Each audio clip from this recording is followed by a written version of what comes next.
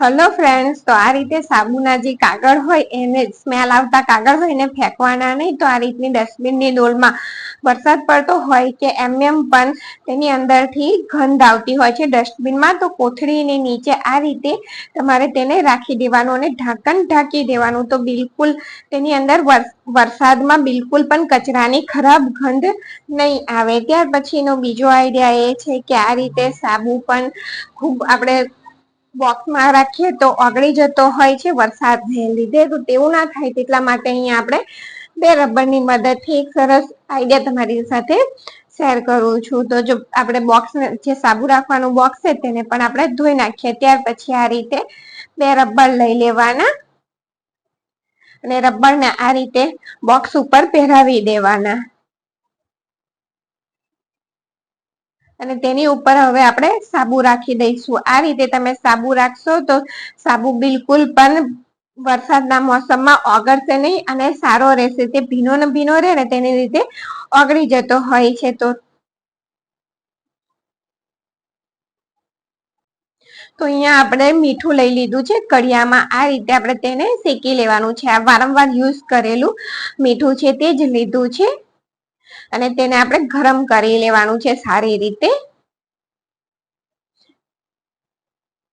અને જો આ રીતે આપણે એક ખાલી ડબ્બો લઈ લેવાનો અને તેની અંદર આ ગરમ મીઠું તેની અંદર ભરી દેવાનું. જો રેતી આપણને બધા સમયે મળી ના રહે એટલા માટે આ રીતે મીઠાનો ઉપયોગ કરવાનો. જ્યાં આપણને દુખાવો થતો હોય કે લોહી જામી ગયું હોય વાગી, તો અહીંયા મીઠું એ ડબ્બાની અંદર ભરી દીધું છે. ત્યાર પછી તેનું ઢાંકણ બંધ કરી અને એક મોજોનો જે મોજો હોય તેને ધોઈ અને ચોખ્ખું કરીને આ રીતે લઈ લેવાનો. ત્યાર પછી આ ડબ્બાને આ મોજાની અંદર ડબ્બાને રાખી દેવાનો. કેરફુલી કરવાનું, મીઠું ગરમ છે દજાવાય ના એટલા માટે.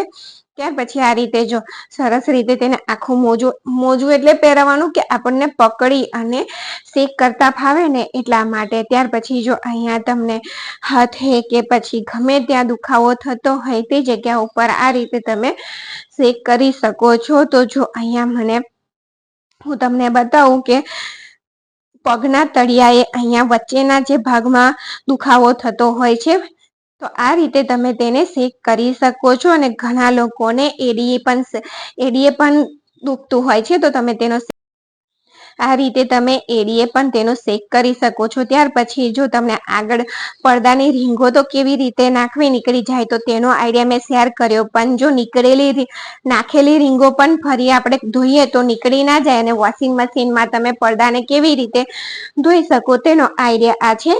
તો આ રીતે જો બધી રીંગોને એક સાથે ભેગી કરી દેવાની. તમે આ રીતે વોશિંગ મશીનમાં ધોશો તો એક પણ રીંગ નીકળશે નહીં અને આરામથી તમે સરસ રીતે તેને ધોઈ શકશો. તો જો એક દોરી લઈ અને તેને આ રીતે આપણે બાંધી દેવાની, બધા પડદાની વચ્ચેથી છરકાવી અને પસાર કરી અને આ રીતે આપણે તેને બાંધી દેવાની. ત્યાર પછી જે આ ઉપરનો રીંગ વાળો ભાગ છે ત્યાં આપણે જૂનું એક મોજું લઈ લેવાનું, ધોઈને મોજું લેવાનું. એટલે આ રીતે એક મોજું લઈ અને તેને પહેરાવી દઈશું. આપણે જે ઉપરનો રીંગ વાળો ભાગ છે જ્યાંથી આપણે બાંધ્યું છે તે બધો ભાગ અંદર મોજાની અંદર જતો રહેવા દેવાનો. ત્યાર પછી આપણે તેને વોશિંગ મશીનમાં નાખીને પણ ધોઈશું ને તો પણ તેની રીંગો નીકળશે નહીં. તો અહીંયા જો મશીનમાં નાખી દીધું છે અને ધોયા પછી હું તમને બતાવીશ કે તેની સાથે બીજા કપડા પણ ધોયા છે મેં, ચાદર, શેતરંજી, તો પણ તે રીંગો છૂટી નથી પડી. જો